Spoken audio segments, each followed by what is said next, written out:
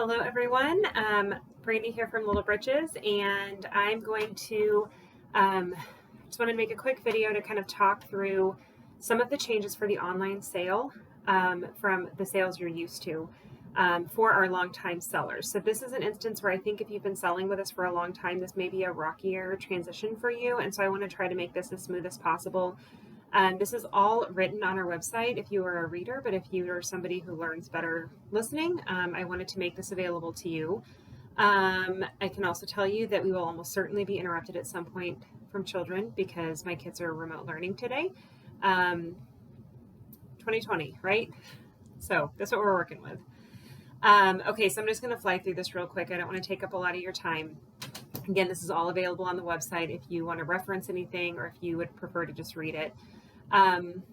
So number one is item prep. So again, I've talked about this in the past, but when I talk about an item, I'm talking about something that is entered as an item in the system. So one item could be 5 onesies that you sell together. So when I say an item, that's what I'm talking about. Okay. And so those, whatever your item is, needs to be grouped together just like you would for a live sale, that you're going to have everything grouped together so it sells together.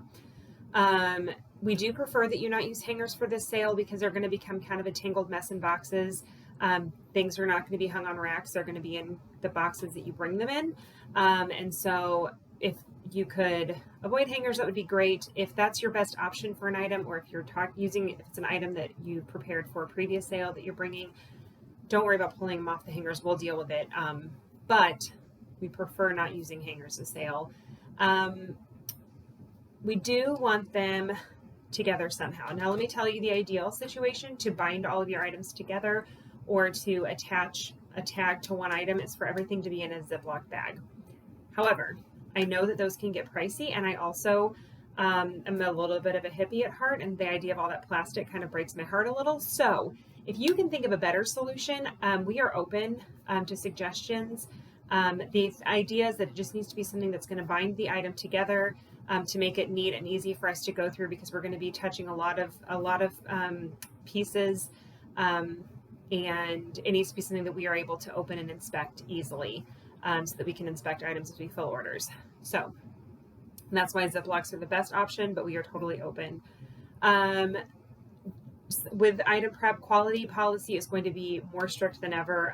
A lot of times we've just returned items to you if they didn't meet the quality policy. We are going to be strictly enforcing it because we're going to have to refund items if a shirt comes to us and it's got a stain on it. We're going to have to refund that item to the buyer, which is not going to be fun for them. It's not going to be fun for us. We do have a very strict quality policy in place for this sale.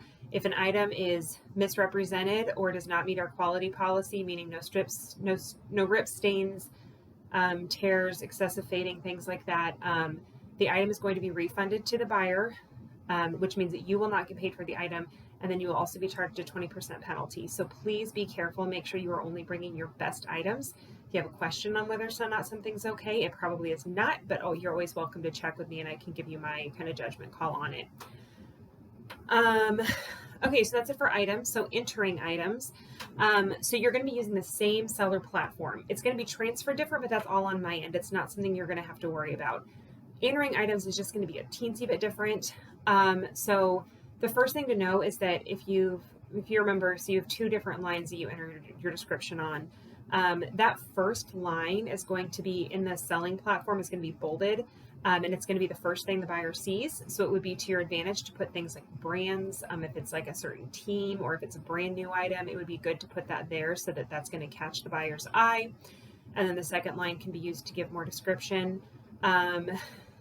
It is also going to be crucial that you choose the correct category. So when things transfer over to the online platform, it's going to automatically sort them into categories. And we will probably not have time to correct ones that are wrong.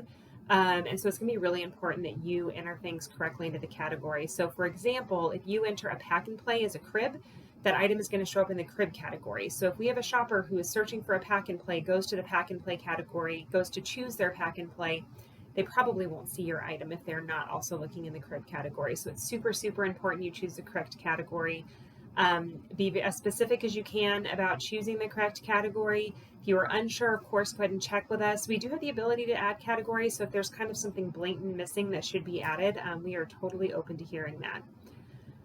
It is also crucial that you're choosing the correct size. So again, this is going to go along with quality policy that if that's considered misrepresented. So if it's a 3T shirt and you mark it as a 4T, that buyer is probably not going to want that item, and they may want to return it, and we will do so because the item didn't meet the description. So be very careful, make sure you're choosing the correct size. The biggest change probably is going to be that every item is going to need a picture taken of it. This probably sounds a little overwhelming, but it's super user-friendly in the system. I've gotten to go in and play around with it, and it's very quick, very user-friendly. This may be a good sale to experiment with entering items straight from your phone, so you can just snap the picture and upload it immediately that way. Just be really careful to make sure you're attaching the correct picture to the correct items. And then you're going to need to mark the item as ready for the online sale.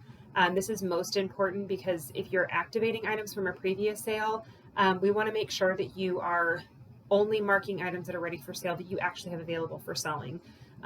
So this is kind of a safeguard because, if you were to just go through and activate all your items you entered for the spring sale, for instance, you need to actually go through and make sure you have each of those items, just in case, there's not a shirt that you realize you didn't check for quality very well last time or whatever.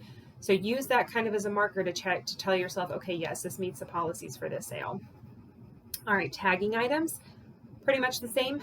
Needs to be securely attached, needs to be on cardstock, maybe a little bit more flexibility with that this time. But we're still going to be thumbing through bins like crazy trying to fill orders. So really make sure that it's attached well to the item, because if it gets separated, it could cause a whole big headache. Your item may end up not being able to be filled in the order and maybe refunded. Drop off. So this should be a pretty exciting change, especially if you're planning to bring a lot of larger items. You are only going to be bringing us items that either sold or that didn't sell and you wish to donate. So after the sale closes, we are going to send you a list that is going to tell you all of your items that sold, and you will pull those items from your bins and only have to bring us those items. So you're not going to have to lug a bunch of things that you then have to lug back home. Please make sure that large items, do not bring your crib fully assembled. Go ahead and bring it broken down. Bring everything, furniture, everything as broken down as possible, so that we're going to be pretty tight on storage space. It would be a huge help.